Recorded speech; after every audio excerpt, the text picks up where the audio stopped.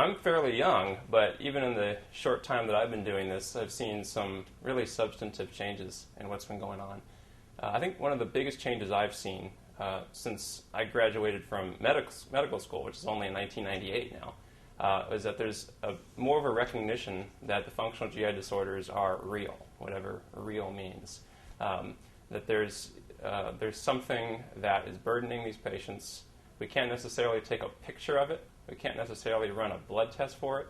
We can't necessarily do an x-ray for it. But there's gaining recognition that this is still something. And this is interesting because internists, in particular, are not trained to identify conditions that they can't take a picture of. They're trained to take a picture of the problem, run a blood test for the problem, do an x-ray for the problem, and label the problem. These conditions, whether it be IBS, dyspepsia, functional abdominal pain syndrome, do not need a barrage of diagnostic tests to make the diagnosis.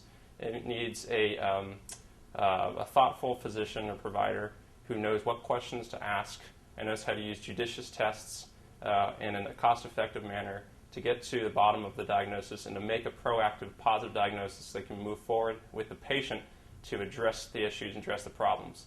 But what I've seen and what I continue to see, unfortunately, is when that doesn't happen, there's a vicious cycle that gets set up where the physician continues to search for the truth and the patient gets increasingly concerned that the physician's not getting to the bottom of the problem. And every diagnostic test that's done ends up being negative, unrevealing, or equivocal. And that just leads to more concern, more dismay, and an even more vicious cycle. So one of my goals and some of the trends that I've seen over time is to try to intercept that cycle early on, make a proactive, positive diagnosis, and be aggressive about treating it and living up to your obligations to treat the patient's symptoms, not to treat their what you think they have, but what they actually do have.